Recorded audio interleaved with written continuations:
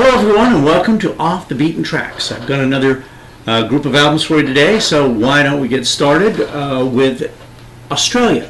Let's start there. We have a duo here, Kaneko and Burton. That's Gino Kaneko and Ray Burton. This is from 1971 called Strive, Seek, and Find, or Strive, Seek, Find. They were the songwriting duo behind I Am Woman, Hear Me Roar and Numbers Too Big to Ignore, which sold 1 billion copies for Helen Reddy, probably around 1970, somewhere around there. It's kind of a folky album. It gets a bit into the Psych with songs like Run For Your Life. I quite like this. The harmonies in this, I was trying to place who they reminded me of, and I would have to say it was Tintin, who did Tea and Marmalade and Astral Taxi. Astral Taxi being a wonderful album that if you do see, you should pick up. If you're a Bee Gees fan at all, it's very Bee Gees-esque. In fact, it was produced by Morris Gibb from the Bee Gees, and the songs are top-notch. If you can get it for a good price, please get that album. Next, we're going to do actress and singer Ronnie Blakely. This is from 1975. I also like this album quite a bit. It's kind of country, poppy, a little folk. Ronnie was a singer and an actress. She was in the Rolling Thunder Revue with Mr. Dillon, and she had a big part in the movie Nashville. She was a songwriter in that. She was also in Nightmare on Elm Street. I would pick this up. I picked it up in the dollar bins. If you can find it there, this was in great shape. You would be doing yourself a favor. Next, something a little atypical for me. I picked this up in Burbank at Atomic Records. This is Kraken. Kraken 1. I think they did 2 albums, if I'm not mistaken. Guys on this album are Lester Abrams and George T. Clinton. There's actually 6 people. I don't want to bore you with everybody. As I said, if you're into funk, this is funky right off the bat, and it doesn't stop. Interesting notes of trivia. Lester Abrams later went on to work with the Doobie Brothers on a couple of their post-Tom Johnson albums. He helped arrange What a Fool Believes, which won 2 Grammys in '79. This is from '75. And he also co-wrote Minute by Minute with Michael McDonald. So, there you go. A little bit of trivia there. This album I picked up in Sacramento. This is from 2012. This is Sea of Bees. And the album is called Orange Farben. I don't quite know the significance of that, but if somebody knows, they could let me. Indie folk. It features a girly voice singer. Something that might remind you of Altered Images or Katie Malua.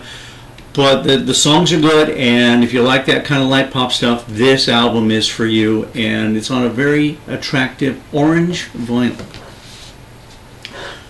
When I saw this, I knew I had to pick it up. Great shape. Tony Harper was a standard singer from the 50s. In fact, she goes back into the 40s. She had a million-selling song called Candy Store Blues when she was 9.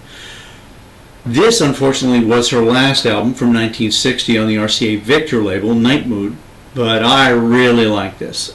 She did tour with a number of big bands after this album was put out. She was also in How to Stuff a Wild Bikini and eventually retired at 29.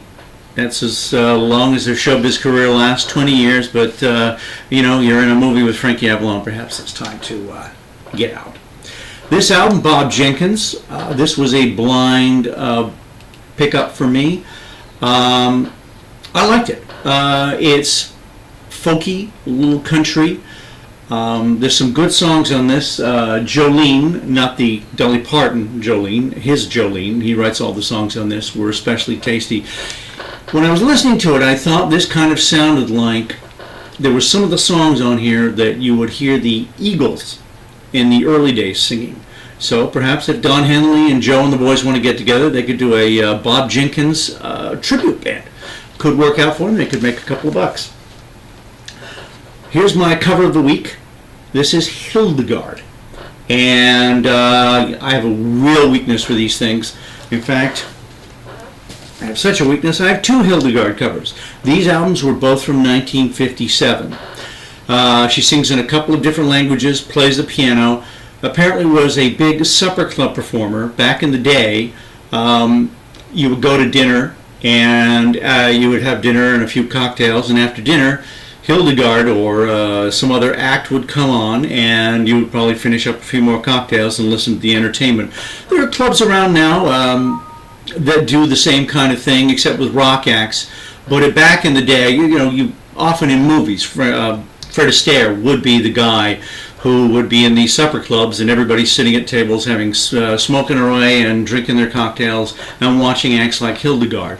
Interesting, when I was reading up about her, that Liberace said he based a lot of his act on her presentation. Next, I have Sandalwood. This is Byron Walls and Brian Tabach, I'm guessing, Tabach.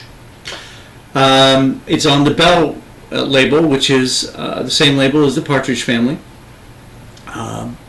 If you've ever wondered, let's face it, we all have, what Bobby Goldsboro would have sounded like if he were a duo instead of a solo act, this is your answer. Sandalwood is basically Bobby Goldsboro divided into two guys. A friend of mine who has a blog had been looking for this album for years. I knew I had it, but it was in a box somewhere. I've been literally 20 years. I finally found it in that box, pulled it out for him, and boy, am I glad I did. Not an album I would have kept, except I keep all the albums I buy. So it'll still be in my collection 20 years from now. This is my final album, but not the least. In fact, I love this album. Another Blind Buy, Holy Moses, great cover. This is an absolute favorite. 1971, kind of Psych. Not to be confused with the heavy metal band that I think is out of Germany from the 80s, maybe. This one has the 2 exclamation points, which makes all the difference. Kind of reminds you, the singer is kind of Jim Morrison crossed with Stan Ridgway. Chock full of good songs. The Sad Cafe, Roll River Roll, and Cowboy's Dream are standouts, but there's not a bad song on this album. Pick this up. I paid like $16, $17 for it. Don't tell my wife. Glad I did. I'm telling you, you won't regret this album. I'm finishing on a big, strong one. Please join me next time, and thank you for subscribing. If you haven't subscribed yet, it's right down below there. Please click that button, and there'll be more albums coming up soon. Thanks, and good night.